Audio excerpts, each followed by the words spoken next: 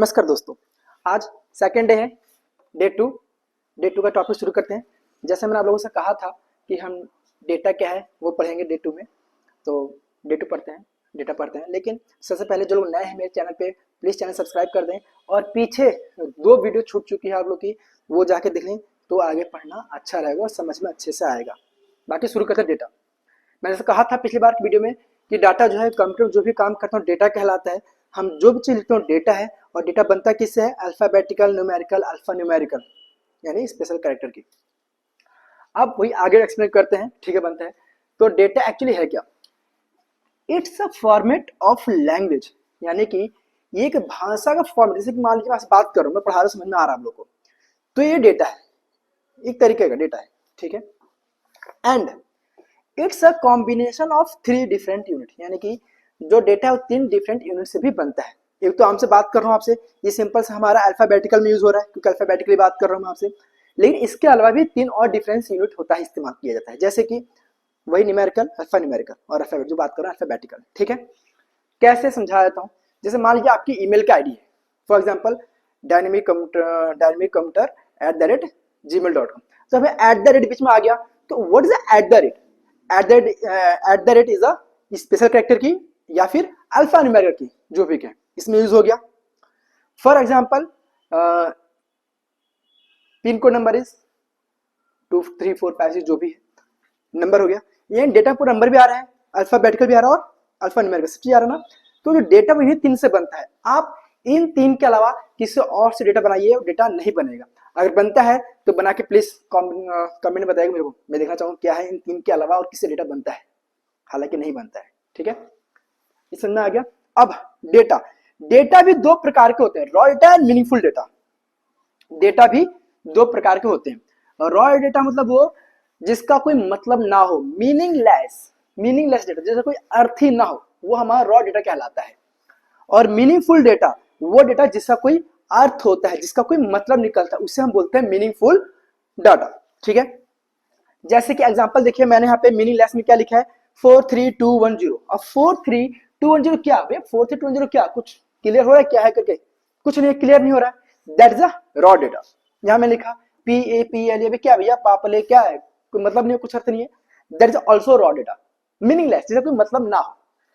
Meaningful क्या है समझते हैं। देखिए यहाँ लिखा है दिस इज यूके कोड 05। ये क्लियर है वर्ड ना कि 05 जो है यूके का कोड है, ठीक है? इतना क्लियर हो गया आप लोग को? आई होप क्लियर हो गया होगा, ठीक है? Sorry. Next APPLE, Apple, clear है, सेव है। यहाँ पे क्लियर नहीं है पर यहाँ पे क्लियर है। That is a meaningful and that is a raw data. I hope आप लोग समझ में अच्छे से आ गया होगा क्या है क्या नहीं। इसका भी आप चाहे तो आप यहाँ से नोट कर लें और चाहे तो डिस्क्रिप्शन नोट आपको मैं प्रोवाइड करा ही दूंगा, ठीक है? अब इसका आगे शुरू करते हैं। तो डे 2 में नेक्स्ट टॉपिक हमारा है व्हाट इज कंप्यूटर, यानी कि कंप्यूटर क्या है। तो कंप्यूटर क्या है, इसकी डेफिनेशन है, मैं आपको पूरा समझा देता हूँ, पूरा बता देता हूँ। बाकी इसके नोट्स जो है नीचे डिस्क्रिप्शन में मिल जाएंगे, आप डिस्क्रिप्शन जाइए, वहाँ पे लिंक मिलेगा, लिंक पे क्लिक करिएगा, PDF फाइल में आपको इसके नोट्स मिल जाएंगे, ठीक है? तो सबसे पहले कंप्यूटर के बारे में डायग्राम समझते हैं, देन डेफिनेशन समझाता हूँ। कंप्यूटर हमारा कुछ ऐसे ही दिखता है, ऐसे ही होता है, जिसमें ये हमारा मॉनिटर होता है, जिसमें हमारी स्क्रीन दिखती है, क्लियर स्क्रीन, हर चीज, फोटो, पिक्चर सब यही दिखता है हमारा मॉनिटर में। यह हमारे CPU कैबिनेट बोलते हैं इसको पूरा नाम। इसको मैक्सिमम लोग CPU बोलते हैं, जो कि अधूरा नाम है, पूरा नाम होता है CPU cabinet. Mouse and that is a keyboard, इसके द्वारा हम लिखते हैं। ये पावर बटन यानी कि जो लाइट पावर सप्लाई कर रही है कंप्यूटर को।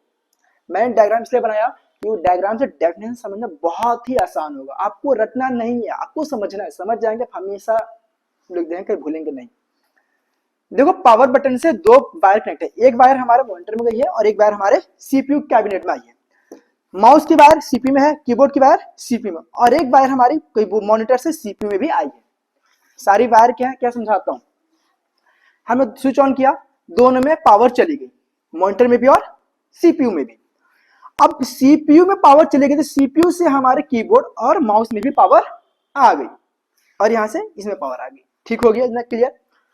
तो ये दूसरा वायर क्या है, ये VGA केबल, जो कि CPU से मॉनिटर में डेटा भेजता है। ये तो खाली लाइट देता है, जल जाएगा, लेकिन डेटा इसकी सहायता से आएगा।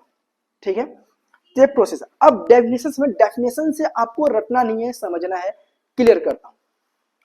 कंप्यूटर एक इलेक्ट्रॉनिक मशीन है जो इलेक्ट्रिसिटी से चलती है। अगर इलेक्ट्रिसिटी ना हो तो चलेगा ही नहीं, यानी कि कंप्यूटर क्या है, इलेक्ट्रॉनिक मशीन है, इलेक्ट्रिकल डिवाइस है।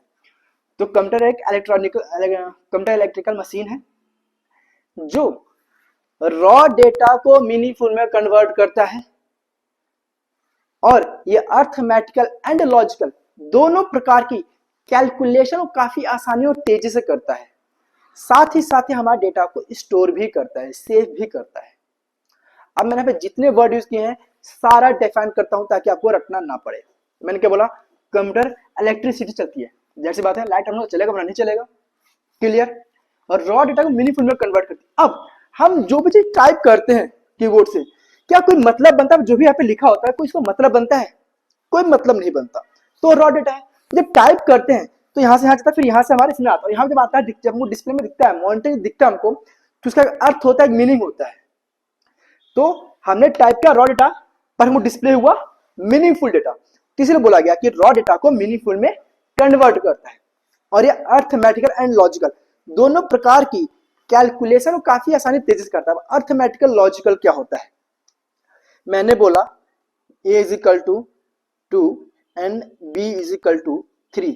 देन मैंने बोला a b से बड़ा है, तो ये आंसर हमारा आएगा फॉल्स, क्योंकि फॉल्स गलत है। दैट इज अ लॉजिकल, इसी बोलते हैं हम लॉजिकल। हमारा कंप्यूटर ये काम भी करता है, इसे बोला कि लॉजिकल और अर्थ। अब अर्थमेटिकल क्या हो गया, 2 + 3 हम बोलेंगे ना, आंसर इज इक्वल टू 5 दे देगा हमें। यह अर्थमेटिकल, जिसे बोला कि लॉजिकल और अर्थमेटिकल दोनों प्रकार की कैलकुलेशन को काफी आसानी और इजी से और फास्ट करता है। आसान और फास्ट क्यों? ये तो खैर 2 और 3 था, तो आप भी आसानी से कर दोगे, लेकिन मैं बोलूं 776 गुणा 1280, 776 गुणा 1280 यानी कि 12 सॉरी फिर इंग्लिश में बोल दूंगा 75 × 325।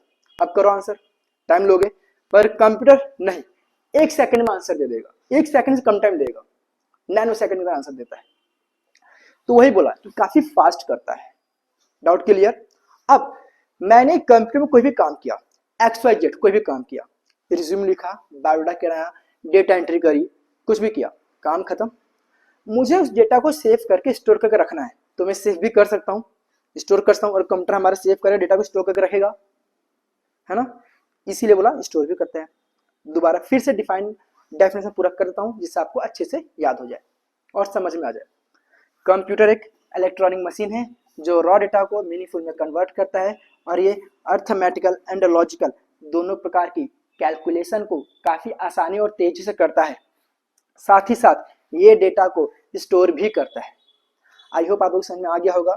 बाकी नोट्स जो डेफिनेशन बताया मैंने आपको, इसका नोट डिस्क्रिप्शन मिल जाएगा, लिंक पे क्लिक करिएगा, आपको इसके PDF फाइल मिल जाएगी। और हाँ, जो नए हैं वो मेरे चैनल को सब्सक्राइब जरूर करें, पीछे की वीडियो जरूर देखें ताकि अच्छे समझ में आए। मिलते हैं अगली वीडियो में डे 3 में, और वहाँ पे कुछ अलग से नेक्स्ट टॉपिक पढ़ेंगे। नेक्स्ट टॉपिक है इसका वर्किंग ऑफ कंप्यूटर, कंप्यूटर काम कैसे करता है, तो वो नेक्स्ट वीडियो में सीखेंगे। तब तक के लिए नमस्कार, अपना प्यार बनाए रखें, और प्लीज़ हमें सपोर्ट करें, चैनल सब्सक्राइब करें, बेल आइकन जरूर बजाएं। थैंक यू, धन्यवाद।